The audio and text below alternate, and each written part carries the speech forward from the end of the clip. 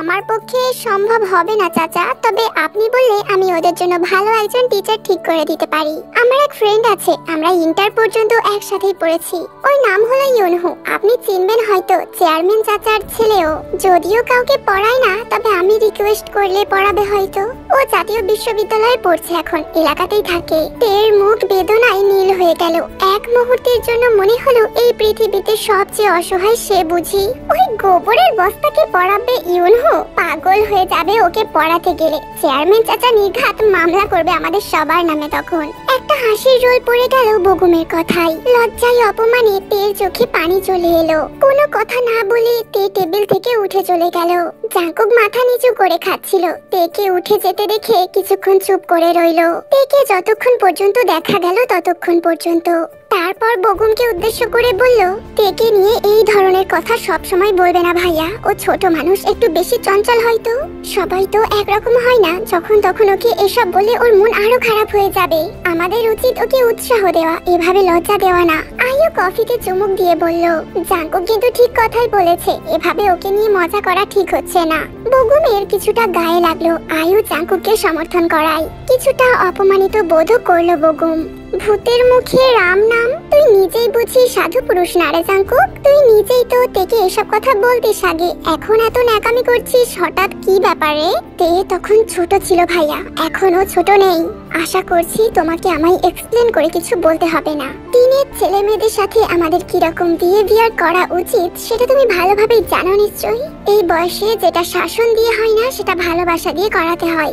বাবা চাচা উঠে যেতেই বগুম কটাক্ষ করে বলল, তো না করছে কে তোকে জাঙ্কুক? জানা, তুই গিয়ে থেকে ভালোবাসা দিয়ে পড়ানো শুরু কর, দেখ গোবরে পদ্মফুল ফোটাতে পারিস কিনা। জাঙ্কুকের ভীষণ রাগ হলো বগুমের এই রকম বেয়াদবের মতো কথা শুনে। সরাসরি বগুমের দিকে তাকিয়ে জাঙ্কুক বলল, মাইন্ড ইওর ল্যাঙ্গুয়েজ ভাইয়া, স্থান কাল পাত্র বুঝে কথা বলার ম্যানার যদি ভুলে গিয়ে থাকো তবে আমার কাছে এসো, আমি শিখিয়ে দেব। মুখ থেকে যখন যা বের হয় তা বলে নিজেকে খুব স্মার্ট ভেবো না। মনে রেখো, যেটাকে তুমি তোমার নিজের চোখে স্মার্টনেস হিসাবে দেখছো, সেটা হয়তো সবার কাছে তোমাকে ওভার স্মার্ট লাগতে পারে। নিজেকে এতটাও হাসির পাত্র করো না ভাইয়া। রাগে বগুম কথাই বলতে পারলো না যেন।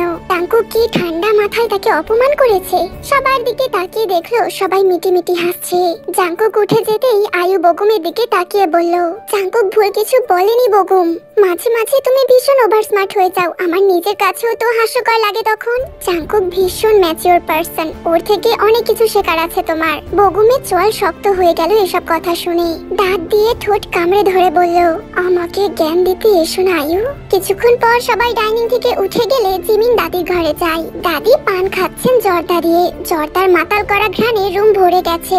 এই শোভা জর্দা দাদির প্রিয় জর্দা। সবাই ভুলে গেলেও জাঙ্কুক দাদির এই প্রিয় বস্তুর কথা ভোলে না। যদিও 3 বেলা রুটিন করে জর্দা খাবার অপকারিতা ব্যাখ্যা করে দাদিকে। দাদিও অতি আগ্রহ নিয়ে নাতির সব কথা শোনে। যেখানে হ্যাঁ বলা দরকার সেখানে হ্যাঁ বলে, যেখানে না বলা দরকার সেখানে না বলে। নাতির সব কথাই সায় দিয়ে শেষে হেসে বলে, দে ভাই আজকে একটু খাই, বাঁচবো আর কতদিন, মনের খায়েশটা না মিটাইয়া মরতে চায় না। জিমিনকে দেখে দাদি হেসে বললেন, পীর বউজি আমার ঘরে হঠাৎ করে, কি লো বোন, কি খবর? ভয় লাগছে বুঝি? ভয়ের কিছুই নাই রে বোন। জিমিন চেয়ারে বসে দাদির দিকে তাকিয়ে বলল, এই বিয়ে আমি করতে চাই না দাদি, আমি অন্য একজনকে পছন্দ করি। দাদি আটকে উঠলেন নাতনির কথা শুনে। কারে? ফাইজু ভাইকে। যদিও উনি জানেন না সেটা, আমি কখন ওনাকে বলতে পারিনি, তবে আমি ওনাকে ছাড়া অন্য কাউকে বিয়ে করতে চাই না দাদি। দাদির মাথায় বিনা মেঘে বজ্রপাত হলো। জেনির বিয়ের সময়ও এইরকম একটা ঘটনা ঘটেছে। চোখের সামনে সেই সব ভেসে উঠলো। বগুমের জন্য জেনি ব্যাকুল হয়ে কেঁদেছিল। সেই সময় বগুমের মা লুসিকে চূড়ান্ত ভাবে অপমান করেছিল, অথচ দোষ শুধু জেনির ছিল না, সেটা সবাই জানতো। আজ আবার সেই ঘটনার পুনরাবৃত্তি ঘটতে চলেছে। কি করবেন তাদের দাদি? কাজের বুয়া দরজার সামনে দাঁড়িয়ে সবটা শুনলো। তারপর মুহূর্তের মধ্যেই বাড়ির সবাই জেনে গেল জিমিন ফাইজুকে পছন্দ করে। সবার হাসি খুশি মুখটা কালো হয়ে গেল। তলে তলে এই তিনি এসব ভেবে রেখেছে জানতে পেরে ন্যান্সির প্রেসার হাই হয়ে গেল। তিনি কিনা রাতেই এই মেয়েকে নিয়ে আরো বড় বড় কথা বলেছেন। বগুম তেড়ে গেল জিমিনের দিকে। জাংকুক তাকে থামাতেই বগুমের রাগ আরো বেড়ে গেল। জাংকুকের কলার চেপে ধরে বলল, জিমিন আমার বোন, তুই মধ্যখানে বাধা দেওয়ার কে জাংকুক? বগুমের হাত থেকে নিচের শার্টের কলারটা সরিয়ে জাংকুক বলল, জিমিন তোমার যেমন বোন তেমন আমারও। ওর ভালো মন্দ তোমাকে যেমন স্পর্শ করে তেমন আমাদেরও করে। এভাবে রেগে গেলে সব সমাধান হবে না। সবকিছুতে রাগ হয়ে গেলে এক সময় দেখবে তোমার পাশে আর কেউই নেই। যেই হোক ফাইজুকে ডেকে জিজ্ঞাসা করতে ফাইজু মাথা নিচু করে বলল, জিমিনের সাথে আমার এরকম কোনো সম্পর্ক নেই মামা। আমি এসব নিয়ে কখনো কিছুই ভাবিনি। ও যদি এসব ভেবে থাকে তবে সেটাও এক পাক্ষিক ব্যাপার। তবে আমি এরকম কোনো ব্যাপার ঘটুক তা চাই না। দরকার হলে আমি আজকে ট্রেনেই চলে যাব। আপনারা জিমিনকে বোঝানোর চেষ্টা করেন। সব শুনে জেনির বেশ ভালো লাগলো। বড় মামির পাশে বসে ফিসফিস করে বলল জেনি, মামি এবার বুঝেছো তো কেমন লাগে? মেয়ের কষ্ট একদিকে দেখবে আর জ্বলবে। আমার মায়ের কষ্ট এবার তুমি বুঝবে। আমাকে নিয়ে সব সময় খোঁচা দিয়ে যে কথা বলো আমার মাকে, এবার নিশ্চয়ই টের পাচ্ছ মায়েদের কেমন লাগে। জিমিন বসে আছে যেই হোপের সামনে।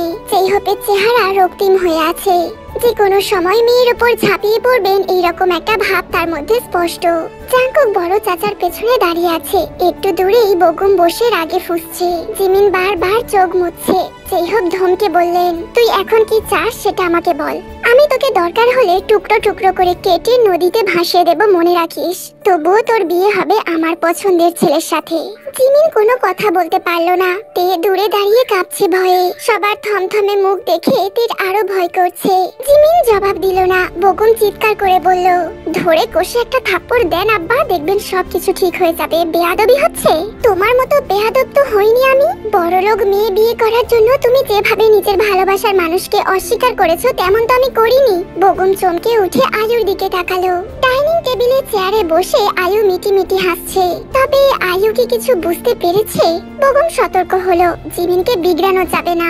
সবকিছু ফাঁস করে দিলে সোনার হরিণ হাতছাড়া হয়ে যাবে তার। যেই হোক জিমিনের মুখ উপরের দিকে তুলে ধরে নরম স্বরে বললেন, দেখ মা, যদি এমন হতো যে ফেজু তোকে পছন্দ করে তাহলে না হয় একটা কিছু ভাবা যেত। ফেজু আমাকে বলে দিয়েছে ইতিমধ্যে সে প্রয়োজন হলে বাড়ি থেকে চলে যাবে। তাহলে তুই বল এই মুহূর্তে আর তোর কি করার আছে? জিমিন জবাব দিল না। সে নিজেও জানে তার কিছুই করার নেই। তবুও একটা চান্স পেতে চেয়েছে। ফেজু ভাইকে জানাতে চেয়েছে নিজের মনের কথা। ফেজু ভাই রাজি থাকলে এক হিসেব, আর না থাকলে অন্য হিসেব। অশ্রু টলটলে চোখে জাংকুকের দিকে তাকিয়ে জিমিন বলল, আমার আর কিছুই বলার নেই জাংকুক। আমি তবু এখন নিজেকে বোঝাতে পারবো এই বলেছে। আমি তো আমার মনের কথা জানিয়েছি ফেজু ভাইকে। সে আমাকে প্রত্যাখ্যান করেছে। আজ যদি এই কথাটা না বলতাম সারা জীবন আমার আফসোস থেকে যেত এই ভেবে যে কেন একবার সাহস করে সবাইকে জানালাম না। জাংকুক কি করবে বুঝতে পারলো না।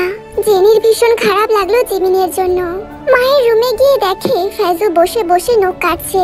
জেনিকে দেখে হেসে বলল, নিধি কেমন কামড় দেওয়া শিখেছে দেখেছিস তুই? দেখ না আমার নাকের কি অবস্থা করেছে পাজিটা। ফেজু, জিমিন ভীষণ কাঁদছে। সে তো আমি নিজেও দেখেছি আমার বোনকে কাঁদতে। তাতে কি? আমার বোনের কান্না দেখে কি ওদের মন গলেছিল? বগুন যে এইরকম একটা বিট্রে করলো, কেউ কি একবার একটা কথা বলেছে ওরা? তাহলে জিমিন কাঁদলে আমার কি?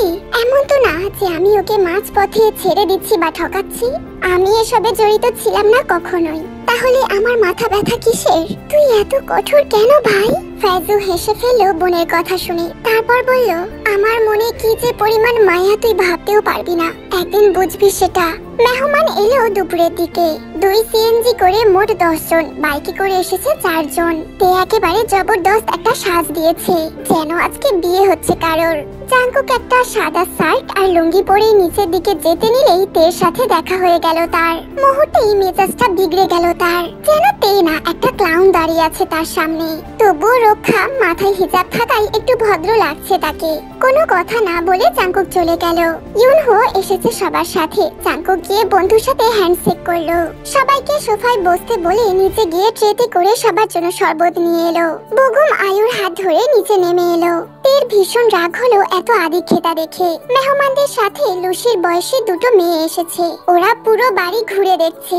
মধ্যবয়সী 3 জন মহিলা উঠে গিয়ে রান্নাঘরের দরজায় দাঁড়িয়ে কিছুক্ষণ দেখলো। তারপর ফিসফিস করে কানাকানি করে নিজেদের মতো উপরে চলে গেল। তের যেন কেমন লজ্জা লজ্জা লাগছে হঠাৎ করেই। মহিলা তিনজনকে উপরের দিকে আসতে দেখে তে সরে গেল। তারপর বের হলো মেয়ে দুটোকে দেখে ওদের সাথে ভাব করতে। তের এমন সাজ দেখে মেয়ে দুটো হেসে ফেললো। একজন অন্যজনকে ফিসফিস করে কিছু বলল। শুনতে না পেলে ওতে বুঝতে পারলো ওকে নিয়ে কিছু বলেছে ওরা। হঠাৎ করেই তের মন খারাপ হয়ে গেল। ওরা কি তের সাজ নিয়ে কিছু বলেছে? রুমে ঢুকে তে দরজা বন্ধ করে দিল। তারপর আয়নার সামনে গিয়ে নিজেকে খুঁটিয়ে দেখলো। কিছু বুঝতে না পেরে রাগ করে সব মেকআপ তুলে ফেললো। তারপর গায়ে টকটকে লাল জামাটা চেঞ্জ করে একটা হলুদ রঙের সুতির 3 পিস পরে নিয়েছে। সাথে রয়েছে সাদা হিজাব। জিমিনকে সাথে নিয়ে জিমিনের দাদি মেহমানদের সামনে গেল।